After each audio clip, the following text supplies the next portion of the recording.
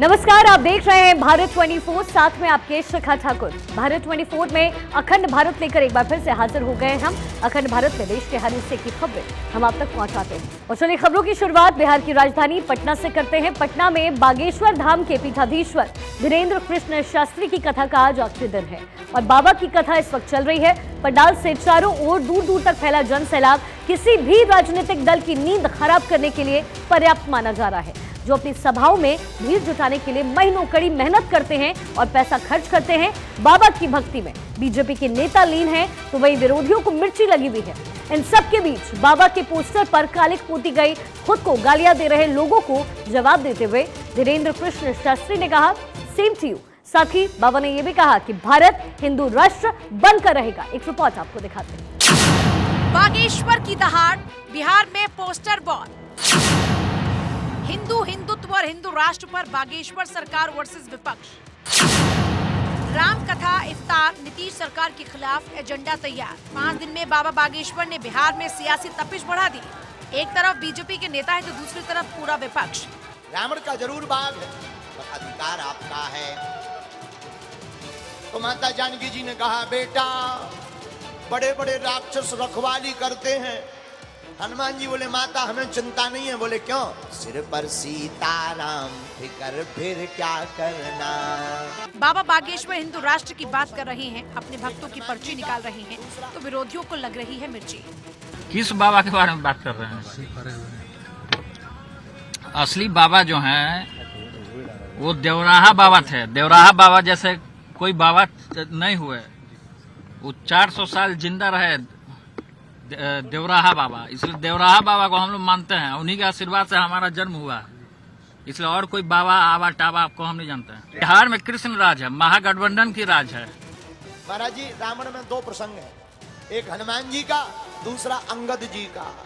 लगता है इस बंदर की ममता। बाबा ने ऐसी बौखलाहट पैदा कर दी है कि सियासी पारा हाई है। पटना में बाबा के पोस्टर फाड़े गए, पोस्टर पर कालिख पोती गई और अपशब्द भी लिखे गए। बाबा बागेश्वर धाम के पंडित धीरेन्द्र शास्त्री जब बिहार दौरे पर पटना आ रहे थे, उसके पहले भी हमने नेताओं के द्वारा बयान जो दिए गए उसमें हमने विरोध देखा। लेकिन जैसे वो पटना आए, बिहार के नौबतपुर में हनुमंत कथा हुआ तो लाखों लाख की संख्या में श्रद्धालु जुटे और आस्था का जनसैलाब बिहार में उमड़ पड़ा। लेकिन अब पटना की सड़कों पर किस तरह से जो पोस्टर लगाए गए, उस पोस्टर को कालिख पोत दिए गए हैं। धीरेन्द्र शास्त्री महाराज के पोस्टर पर देखिए किस तरह से जो कालिख है वो पोते गए हैं। रात के अंधेरे में आज सामाजिक तत्वों ने ये घटना को अंजाम दिया है। 420 चोर जो है वो साफ तौर पे लिखा हुआ है। और ये पहली पोस्टर नहीं, ऐसे ही कई पोस्टर पटना की सड़कों पर आपको आज दिखेगी। विरोध देखने को मिल रहे हैं और जगह जगह पर पोस्टर पर कालिख पोत दिए गए हैं। ये बड़ा सवाल है कि रात के अंधेरे में आखिर असामाजिक तत्वों ने ऐसा किया क्यों? लेकिन बाबा अपनी बात पर अड़े हैं, बार बार कह रहे हैं भारत हिंदू राष्ट्र बनकर ही रहेगा। साधु जी, और एक बात बोले, तुम लोग ऐसे ही हंसते रहना और हिंदुओं एक रहना और धर्म विरोधियों की ठटरी मारते रहना। बाबा की कथा में लोगों का हुजूम उमड़ रहा है। भक्त सब कुछ छोड़कर दरबार में हाजिर हुए हैं। बाबा ने कई लोगों की पर्ची भी निकाली, जिस पर वो काफी खुश भी नजर आए। कहाँ आए हैं ना, हमने एक मंत्र लिखा, पहले ये पढ़िए, 3 माला, झाड़ा हम लगा दे भी, और जाओ बालाजी कृपा करें। चलो भाई। बाबा के दरबार में भीड़ से लग रहा है कि नीतीश कुमार परेशान हैं। हिंदू राष्ट्र वाली बात पर भड़क गए हैं, संविधान की दुहाई दे रहे हैं। देश का नाम क्या है आप जरा बताइए। तो देश का नाम है, उसको बदलिएगा। अब आजादी की जो लड़ाई हुई, अब अभी जो सब बोल रहे हैं, उनका कोई जन्म उस समय का था? आप जरा बताइए। हम लोगों का भी तो जन्म हुआ है बाद में, लेकिन हमारे पिता ने जो आजादी की लड़ाई में बहुत सक्रिय थे, अब बचपन में ही हमको बताए और बाद में एक एक चीज को हम लोग जाने। तो आप जरा बताइए। तो हम तो आपको इतना बार बार कह रहे हैं कि हम लोग तो सब मानते हैं राष्ट्रपिता महात्मा गांधी को और उनके साथ जितने लोगों ने काम किया उन सब लोगों का। बिहार के मुख्यमंत्री भले ही संविधान की बात कह रहे हैं, लेकिन बाबा बागेश्वर धीरेन्द्र कृष्ण शास्त्री हिंदू राष्ट्र के मुद्दे को उछालकर इसे और धार दे रहे हैं। बोले, तुम लोग ऐसे ही हंसते रहना और हिंदुओं एक रहना और धर्म विरोधियों की ठटरी मारते रहना। सनातन धर्म विरोधियों की ठटरी कौन कौन बारेगा? पक्का पक्का पक्का ऐसे ही मुस्कुराते रहना। बाबा के बनाए माहौल के सहारे बीजेपी बिहार में अपनी राहों को आसान देख रही है, तो आरजेडी और जेडीयू की परेशानी बढ़ रही है। दरअसल जेडीयू और आरजेडी को अपना वोट बैंक दिख रहा है। शायद यही वजह है कि निमंत्रण के बाद भी डिप्टी सीएम तेजस्वी यादव दरबार में नहीं पहुंचे, जिसके बाद बीजेपी को मौका मिल गया। केंद्रीय मंत्री गिरिराज सिंह ने कहा कि जालीदार टोपी के समर्थकों को बाबा से परेशानी हो रही है। सनातन धर्म आज मजबूत हो रहा है, इसलिए कुछ लोगों को कुर्सी के हिलने का डर सताने लगा है। हनुमान जी हर वो व्यक्ति के साथ हैं जो सनातन के साथ है, जो राष्ट्र के साथ है, उसके साथ हनुमान जी हैं। और हनुमान जी का गदा बीजेपी के साथ है। उनको समझ में नहीं आएगा कर्नाटक की जीत और हार। कर्नाटक की जीत क्यों हुई है, उसी के इंतजार वो कर रहे हैं, टोपी पहन करके और इफ्तार खा रहे हैं। नीतीश और तेजस्वी के एक साथ होने पर बीजेपी टफ महसूस कर रही है। ऐसे में बाबा बागेश्वर ने बिहार की सियासी फिजाओं को बदलने का काम किया है और इसके बाद बीजेपी के नेता काफी उत्साहित नजर आ रहे हैं। अब तो आलम यह है कि बीजेपी सांसद सारथी बनकर बाबा बागेश्वर की गाड़ी को चला रहे हैं। 2024 में लोकसभा चुनाव होने हैं और जिस तरह के हनुमंत कथा कार्यक्रम में हाउसफुल नजर आया, बाबा बागेश्वर एक बार फिर से बिहार आने का ऐलान कर चुके हैं।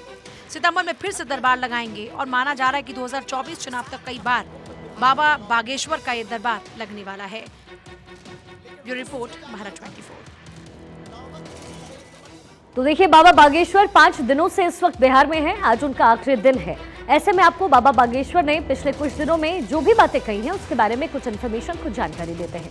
सबसे पहली बात जो उन्होंने कही, जो सुर्खियों में रही, हिंदुओं को गाली देने वालों को जवाब देना पड़ेगा, अपनी संस्कृति की रक्षा खुद करनी पड़ेगी। साथ ही उन्होंने कहा कि घर पर धर्म ध्वज, माथे पर तिलक लगाओ, बार बार मरना नहीं, एक बार बचना नहीं। तो देखिए किस तरीके से अपनी बातों से पूरी सभा को बाबा बागेश्वर लूटते रहे हैं, ये उसकी तस्दीक करता है। चलिए खबरों में आगे बढ़ते हुए देखिए, यूपी के मुजफ्फरनगर में बालाजी मंदिर प्रबंध कमेटी का एक फरमान सामने आया। यहाँ बालाजी मंदिर कमेटी ने मंदिर परिसर के बाहर एक बोर्ड लगाया जिस पर ड्रेस कोड के बारे में लिखा है, यानी अब मंदिर में कोई भी महिला और युवती छोटे ड्रेस पहनकर जा नहीं पाएगी। बालाजी मंदिर के इस फरमान के बाद कुछ लोग प्रबंधन समिति की तारीफ कर रहे हैं तो कुछ वहीं विरोध में उतर गए हैं। आपको एक पूरी तस्वीर दिखाते हैं, वहां क्या कुछ हुआ है इसको लेकर के, उस पर हमारी एक रिपोर्ट दिखाते हैं।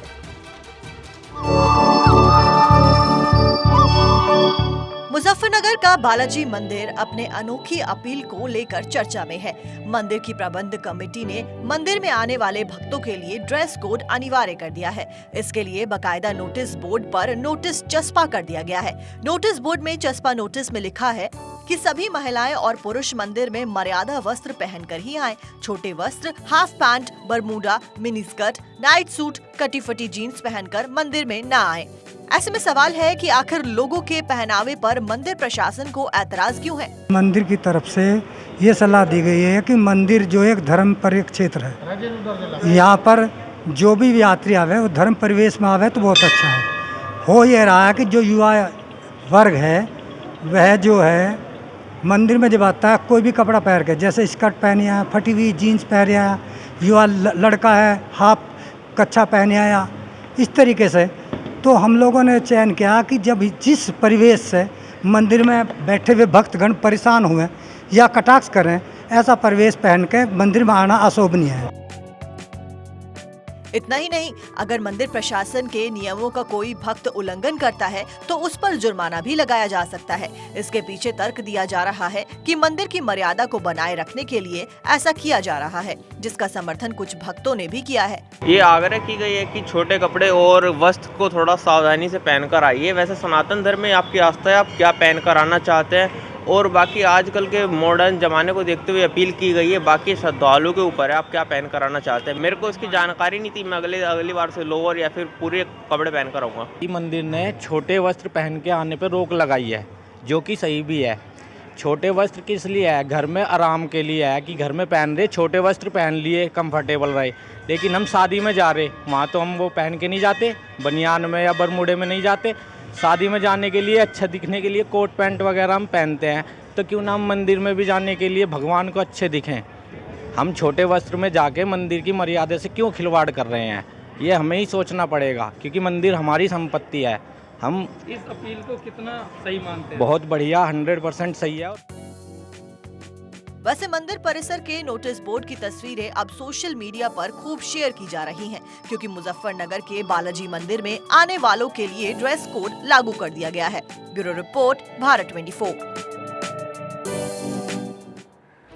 और चलिए अब आपको मंदिर के सख्त नियम के बारे में बताते हैं। सबसे पहले हम बात करते हैं पुणे स्थित भीमा शंकर मंदिर की। वहां क्या कुछ नियम हैं, इसके बारे में आपको बताते हैं। भीमा शंकर पुणे में स्थित, महाराष्ट्र में स्थित मंदिर है। महिलाओं को साड़ी पहनना यहाँ पर अनिवार्य कहा जाता है। पुरुषों को धोती पहनना यहाँ पर जरूरी है और इसके बिना दर्शन की यहाँ पर अनुमति नहीं मिलती है। अब घृणेश्वर महादेव मंदिर, वहां पर क्या कुछ है? तो चमड़े से बनी हुई सभी चीजों को लाने पर यहाँ पर मनाही है। बेल्ट, पर्स जैसी चीजें यहाँ इस मंदिर में आप नहीं ला सकते हैं, यहाँ पर इसकी मनाही है। इसके साथ ही पुरुषों को ऊपरी हिस्से के कपड़े उतारने पड़ते हैं अगर आप मंदिर में दाखिल होते हैं। महिलाएं ट्रेडिशनल कपड़ों को पहनकर यहाँ मंदिर परिसर में जा सकती हैं, अन्यथा यहाँ उनके जाने पर पूरी तरीके से पाबंदी होती है। अब महाकाल मंदिर उज्जैन, जो कि एमपी में स्थित है, उसकी क्या कुछ बातें हैं वो भी आप जानिए। जल और अभिषेक करने के लिए ड्रेस कोड वहां पर रखा गया है, जिसमें पुरुष को धोती कुर्ता पहनना अनिवार्य, महिलाओं के लिए साड़ी पहनना वहां पर अनिवार्य माना जाता है। जीन्स या फिर टी शर्ट पहनकर के जलाभिषेक आप नहीं कर पाते हैं। आरती के दौरान महिलाओं को घूंघट करना पड़ता है, ये भी यहाँ के एक नियम। अब तिरुपति बालाजी, जो कि आंध्र प्रदेश में स्थित है, इस मंदिर के क्या रूल्स हैं आपको हम बता रहे हैं। बरमूडा, शॉर्ट्स या फिर टी शर्ट में आप प्रवेश नहीं कर सकते हैं, यानी यहाँ पर प्रवेश वर्जित होता है। पुरुष पैंट या कमीज में जरूर प्रवेश कर सकते हैं। महिलाओं के लिए साड़ी या फिर सलवार सूट ही अनिवार्य है, यही जरूरी है, तभी आपको प्रवेश मिलेगा। खास अनुष्ठानों में ड्रेस कोड पूरी तरीके से अनिवार्य होता है। अनुष्ठानों में साड़ी या धोती या फिर पैजामा पहनना भी अनिवार्य होता है। तो ये कुछ रूल्स हैं जो मंदिर में हैं। अब ऐसे में महाबलेश्वर मंदिर, जो कि कर्नाटक स्थित है, उसके क्या कुछ रूल्स हैं आपको ये बता रहे हैं। जीन्स, पैंट, पैजामा, हैट, कैप, कोट और बरमूडा यहाँ पर वर्जित है। साथ ही पुरुष भक्त धोती में प्रवेश कर सकते हैं। महिलाओं के लिए साड़ी या सलवार सूट अनिवार्य है अगर आप वहाँ प्रवेश करना चाहते हैं तो देखिए ये कुछ रूल्स हैं अलग अलग मंदिर को लेकर के, और जिसे मानना सबके लिए जरूरी हो जाता है। और देखिए लगातार इसकी इन्फॉर्मेशन हम इसलिए भी दे रहे हैं क्योंकि कई मंदिरों में इसको लेकर के चर्चाएं होती रही हैं, और ऐसे में क्या कुछ है और क्यों यहाँ पर वर्जित है, ये तस्वीरें भी हम आपको लगातार दिखा रहे हैं। अब देखिए चलिए अब खबरों में और आगे बढ़ते हुए, एनआईए ने बुधवार सुबह देश के 122 स्थानों पर एक साथ छापेमारी की है। ये खबर यूपी से। एनआईए की ये छापेमारी पाकिस्तान और कनाडा समेत विदेशों में बैठे गैंगस्टरों, ड्रग तस्कर और आतंकवादी समूह के बीच कथित सांठगांठ पर एक्शन का एक हिस्सा है। आइए आपको बताते हैं कि किस किस राज्य में अब तक छापा मारा गया है। ये देखिए मैप भी हम आपको दिखा रहे हैं, पूरा मानचित्र भारत का। सबसे पहले दिल्ली के अलग अलग ठिकानों पर छापा पड़ा है। इसके साथ ही उत्तर प्रदेश में भी एनआईए ने शिकंजा कसना शुरू कर दिया है। मध्य प्रदेश में भी ये बड़ी कार्रवाई हुई। इसके साथ ही पंजाब में, इसके साथ ही राजस्थान, उत्तराखंड और फिर हरियाणा। तो देश के अलग अलग हिस्सों में एनआईए लगातार कार्रवाई कर रही है। ये छापा पड़ रहा है और एनआईए किस तरीके से अलग अलग जगहों पर शिकंजा कस रही है। कुल 122 ठिकानों पर शिकंजा कसा गया है। देखिए राष्ट्रीय जांच एजेंसी यानी एनआईए एक बार फिर से एक्शन मोड में नजर आ रही है। 122 स्थानों पर ताबड़तोड़ छापेमारी की गई है। गैंगस्टर लॉरेंस बिश्नोई और उसके करीबियों के ठिकानों पर ये रेड की गई। एनआईए ने कहां ये छापा मारा है, इसकी जानकारी भी आपको दे दें। राजस्थान, पंजाब, इसके साथ हरियाणा, दिल्ली, चंडीगढ़, मध्य प्रदेश और उत्तर प्रदेश में एक साथ एनआईए की एक कार्रवाई की गई है। ये छापेमारी टेरर फंडिंग को लेकर गैंगस्टर और उनके करीबियों के ठिकाने पर की गई।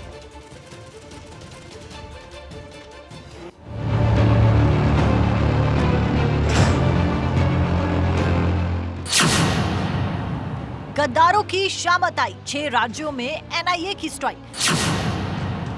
गैंगस्टर आतंकी पर वार, एनआईए का प्रहार। एनआईए का ऑपरेशन टेरर लिंक। गैंगस्टर आतंकी गठजोड़ की कमर तोड़ने के लिए राष्ट्रीय जांच एजेंसी यानी कि national investigation agency full action में है। देश भर में बड़ी कार्रवाई को अंजाम दे रही है। देश विरोधी तत्वों के खिलाफ जांच एजेंसी ने बड़ी कार्रवाई की। 6 राज्यों के 120 से ज्यादा जगहों पर एनआईए ने ताबड़तोड़ छापा मारा। एनआईए की ये कार्रवाई पिछले कुछ दिनों से मिले इनपुट और जानकारी के आधार पर की गई है। दरअसल एनआईए को खालिस्तानी टेरर, नारकोटिक्स स्मगलर और गैंगस्टर के गठजोड़ को लेकर जानकारी मिली और इसी जानकारी के बाद जांच एजेंसी एक्शन में आई। एनआईए की टीम को कई गैंगस्टर्स को टेरर फंडिंग की जानकारी मिली, खालिस्तानी और आतंकवादियों से संपर्क की सूचना मिली। गैंगस्टर के तार पाकिस्तान से भी जुड़े होने की बात सामने आई है। दिल्ली एनसीआर के शहरों में 32 लोकेशन पर यह कार्रवाई हुई। देश भर में सक्रिय गैंगस्टरों का जड़ से खात्मा करने के लिए एनआईए ने आज एक बड़ी कार्रवाई की है। एनआईए की टीम ने आज 6 राज्यों में एक साथ 122 जगहों पर यह छापेमारी की है। ये छापेमारी जो की गई है, हम आपको बता दें कि पिछले दिनों कुख्यात बदमाश लॉरेंस बिश्नोई जैसे तमाम कुख्यात बदमाशों से पूछताछ के बाद जो इनपुट निकल कर आया था, उसी इनपुट के आधार पर यह कार्रवाई की गई है। यूपी के लखनऊ, बरेली, कानपुर, सहारनपुर, प्रतापगढ़ और लखीमपुर खीरी में भी एनआईए ने छापेमारी की। एनआईए की टीम ने लखनऊ में सुबह 5 बजे दबिश दी और जांच शुरू कर दी। खालिस्तानी समर्थक विकास सिंह देवगढ़ के लखनऊ स्थित ठिकानों पर जांच एजेंसी ने छापा मारा। देश भर में एनआईए की टीमें लगातार छापेमारी कर रही हैं। अलग अलग राज्यों में छापेमारी का ये सिलसिला सुबह से ही जारी है। राजधानी लखनऊ उत्तर प्रदेश की है, यहाँ पर भी छापेमारी हो रही है। गोमती नगर विस्तार के इस इलाके में पारव्यू अपार्टमेंट है, जहाँ पर इस वक्त छापेमारी चल रही थी। अब से थोड़ी देर पहले एनआईए की टीम के काफ़ी सारे जो अधिकारी थे वो यहाँ पर मौजूद थे। यूपी पुलिस के तमाम सारे लोग यहाँ पर मौजूद थे। सुरक्षा का पूरा अमला जो है वो यहाँ पर दिखाई पड़ रहा है। सीसीटीवी फुटेज अगर आप देखें तो आपको पता लगेगा कि भारी संख्या में जो पुलिस फोर्स था उसकी तैनाती गई थी। दरअसल गिरफ्तार करना था विकास सिंह को। विकास सिंह की भूमिका जो है वो कहीं ना कहीं संदिग्ध पाई गई थी। खालिस्तान जो संगठन है, खालिस्तानी संगठन, उनके साथ उसका जुड़ाव पाया गया था। लॉरेंस ग्रुप से भी उसका कनेक्शन बताया गया था। हालांकि इस बात के आरोप अभी कुछ दिनों पहले समाजवादी पार्टी के बाहुबली विधायक ने भी आरोप लगाया था विकास सिंह पर। और लगातार जो रेड पड़ रही थी उत्तर प्रदेश में, लखनऊ के अलावा एनसीआर के कुछ इलाकों में भी रेड पड़ रही थी। और विकास सिंह का ये ठिकाना है जहां पर ये बताया जाता है कि वो कभी कभार आता जाता था। कुछ लोग रेंट पर उसके यहाँ रहा करते थे, लेकिन वो अस्थायी तौर पर यहाँ नहीं रहता था। लेकिन एनआईए की टीम को जानकारी थी कि विकास सिंह का ये लखनऊ के अंदर ठिकाना है जहाँ उसकी गतिविधियाँ संचालित होती हैं। और ऐसे में उसकी तलाश करते हुए एनआईए की टीम यहाँ पर पहुँची थी। अभी भी अयोध्या, लखनऊ, बाराबंकी कुछ इलाकों में विकास सिंह को लेकर के लगातार छापेमारी का सिलसिला इस वक्त जारी है। और कोशिश यही है एनआईए की टीम की कि वो इस विकास सिंह को इस मामले में गिरफ्तार करे, पूछताछ करे। पीलीभीत और लखीमपुर के भी कुछ इलाकों में एनआईए की टीमें लगातार छापेमारी कर रही हैं। एनआईए की टीम ने गैंगस्टर्स और उनके आपराधिक सिंडिकेट के खिलाफ दर्ज मामले की जांच के सिलसिले में पंजाब और चंडीगढ़ में 65 जगहों पर छापेमारी की। एनआईए ने कनाडा में बैठकर पंजाब में आतंक फैला रहे लॉरेंस बिश्नोई, गोल्डी बराड़, नीरज बवाना समेत दर्जन भर गैंगस्टर्स के करीबियों पर छापेमारी की। टेरर फंडिंग, खालिस्तान फंडिंग और अवैध कारोबार करने वाले के साथ साथ गैंगस्टरों के किले को भेदने के लिए आज एनआईए ने हरियाणा के कई जिलों में एक साथ रेड की। आज सुबह 4 बजे से एनआईए ने जगह जगह रेड करनी शुरू कर दी। खास बात यह रही कि इस बार एनआईए ने पुलिस स्टेशन से पुलिस फोर्स ना लेकर पुलिस लाइन से पुलिस फोर्स ली और जगह जगह रेड की। कई जगह से एनआईए को कई तरह के दस्तावेज और असला बरामद होने की सूचनाएं मिली हैं, लेकिन अभी तक एनआईए इस बात को कंफर्म नहीं कर रही है। एनआईए के आला अधिकारियों से जब बात की गई तो उनका कहना है कि अभी रेड चल रही है, जैसे ही रेड खत्म होगी तब जाकर मीडिया के सामने बताया जाएगा। न केवल गैंगस्टर्स बल्कि पंजाब दे वारिस का स्वयंभू प्रमुख और खालिस्तानी समर्थक अमृतपाल के करीबियों के यहाँ पर भी रेड मारी गई। लखनऊ के साथ साथ गुरुग्राम में भी अमृतपाल के करीबी के यहाँ एनआईए ने सर्च किया। इसके अलावा सिरसा, झज्जर, बहादुरगढ़, सोनीपत, करनाल, अंबाला में भी छापेमारी को अंजाम दिया गया। एनआईए ने गैंगस्टर्स और खालिस्तानी नेटवर्क पर दर्ज मामलों में छापेमारी की। बताया जा रहा है कि विदेशों में बैठे गैंगस्टर्स टेरर फंडिंग करके दहशत फैलाने की फिराक में है। पिछले दिनों में 14 देशों में बैठे 28 गैंगस्टरों की लिस्ट एनआईए ने एमएचए को सौंपी थी। राजस्थान में लॉरेंस बिश्नोई गैंग के करीबियों के जयपुर समेत 6 से ज्यादा ठिकानों पर छापा मारा गया। जयपुर के अलावा चूरू, अलवर, हनुमानगढ़, श्रीगंगानगर सहित अन्य शहरों में एनआईए ने दबिश दी। इस दौरान टीम गैंगस्टर लॉरेंस बिश्नोई समेत दूसरे गैंगस्टर्स के ठिकानों पर पहुंची। बताया जा रहा है कि छापे में एनआईए की टीम को बड़ी मात्रा में अवैध हथियार मिले हैं। वहीं मध्य प्रदेश में भी आतंकी फंडिंग की सूचना पर एनआईए ने छापेमारी की। आतंक के खिलाफ एनआईए की कार्रवाई लगातार जारी है। देश में 122 ठिकानों पर आज एनआईए ने दबिश दी, जिसमें दिल्ली, यूपी, उत्तराखंड के साथ ही हिमाचल, हरियाणा, पंजाब, चंडीगढ़ में कार्रवाई को अंजाम दिया गया। मध्य प्रदेश का जिक्र करें तो मध्य प्रदेश के भिंड में और सेंधवा में एक शख्स को एनआईए ने हिरासत में लिया है। बड़ी बात यह है कि भिंड से जिस शख्स की गिरफ्तारी हुई है उसका नाम जितेंद्र है और उसके अकाउंट में विदेश से फंडिंग हो रही थी, यानी कि खालिस्तानियों पर बड़ी कार्रवाई है और टेरर फंडिंग के मॉड्यूल को तोड़ने के लिए एनआईए ने कमर कस रखी है। मध्य प्रदेश के कई और ठिकानों पर भी ये कार्रवाई हो सकती है, इस तरह का इनपुट एनआईए की तरफ से है। मध्य प्रदेश के भिंड में भी एनआईए की टीम ने छापेमारी की। भिंड से एक संदिग्ध को गिरफ्तार किया गया है। भिंड में एक व्यक्ति को एनआईए का भिंड में चल रही है और सेंधवा में जो सिकलीकर जो होते हैं वहाँ पर इन दोनों जगह पर एनआईए की, वैसे ये पूरे देश में हो रही है और देश में लगभग 150 स्थानों पर एक साथ हो रही है। आज नारी सम्मान योजना के भिंड से एक युवक को गिरफ्तार किया है। भिंड में एक व्यक्ति को एनआईए का भिंड में चल रही है और सेंधवा में जो सिकलीकर जो होते हैं वहाँ पर इन दोनों जगह पर एनआईए की, वैसे ये पूरे देश में हो रही है और देश में लगभग 150 स्थानों पर एक साथ हो रही है। एनआईए की तरफ से छापेमारी पिछले साल दर्ज किए गए 3 अलग-अलग मामलों के सिलसिले में की गई है। 3 अलग-अलग मामलों के सिलसिले में छापेमारी। 25 जनवरी को गिरफ्तार हुआ था दीपक रंगा। मई 2022 में मोहाली में पंजाब पुलिस इंटेलिजेंस हेडक्वार्टर्स पर हुआ था हमला। दीपक उस हमले का मुख्य आरोपी था। कई अन्य आतंकवादी और आपराधिक मामलों में भी शामिल रहा। विदेश में बैठे आतंकियों से भी संबंध। कनाडा में बैठे आतंकी लखबीर सिंह संधू और पाकिस्तान में रह रहे आतंकी हरविंदर सिंह संधू का करीबी है। दरअसल कुछ दिन पहले एनआईए ने गैर कानूनी गतिविधि अधिनियम यानी यूएपीए के तहत गिरफ्तार किए गए गैंगस्टर से पूछताछ की थी। इसके बाद पाकिस्तान आईएसआईएस और गैंगस्टर गठजोड़ के बारे में कई जानकारियां एनआईए के हाथ लगी। इसी के आधार पर एक बार फिर गैंगस्टर्स के ठिकानों पर छापेमारी की गई। केंद्रीय जांच एजेंसी इस बात का पता लगा रही है कि देश विरोधी गतिविधियों को अंजाम देने के लिए कैसे गैंगस्टर्स का इस्तेमाल किया जा रहा है और इसी चेन को खत्म करने के लिए एनआईए की टीम लगी हुई है। Bureau report, Bharat 24।